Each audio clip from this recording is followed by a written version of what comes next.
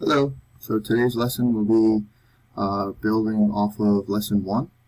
Lesson 1, as I do have it here, you can go to the YouTube channel and still see it. It should be up.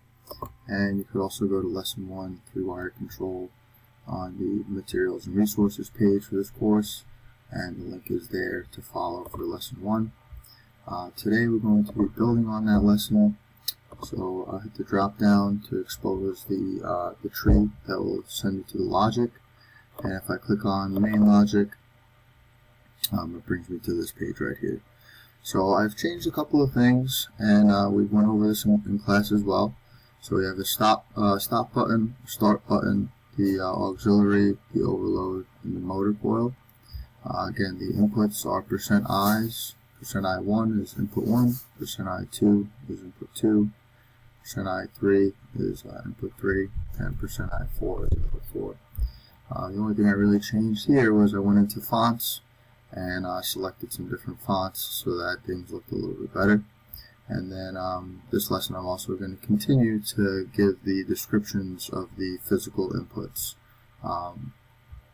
so that we know what they are.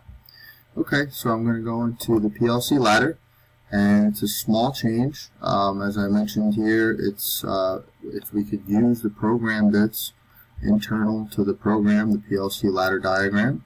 Our goal here is to get an overload indicator. So this is a physical input. We want to use that and indicate with a pilot light as an output that we have an overload condition. So as you know, the overload is a normally closed device. So the first thing I'm going to do is in the description, and I'll pull this up so you can see exactly what I'm doing here.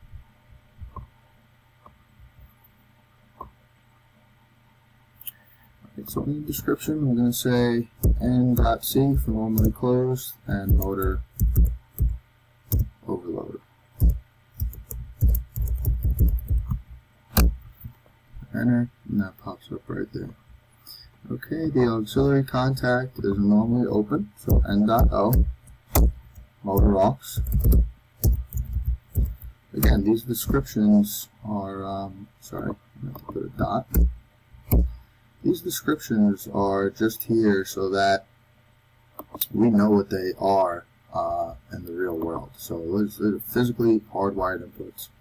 Okay, so the normally closed auxiliary contact will make the program bit act as a normally open program bit closed when it's active. So by placing a normally closed contact on the next rung, okay, and then a coil, and then a coil down here on the end.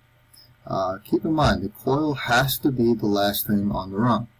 While some other programs, things have changed and you could put multiple coils in a rung because they no longer use current flow, they use programming.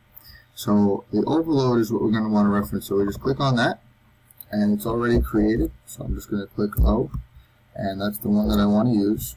So I'll just hit enter and that pops that up. So now when we go and we start this program, okay, that bit coming in as a 1 will make this act normally open because it's active. We're going to name this OL underscore indicator, IND for indicator. Okay, and you'll notice here that I didn't put an address. So I need to go to the reference address portion and tell it that it's a %Q. And just hit enter and it will give me the next available output address, which is address 2. Alright, so that'll be our overload indicator for this lesson. And again, you could find this video on the YouTube channel as well as the main page there. Thank you.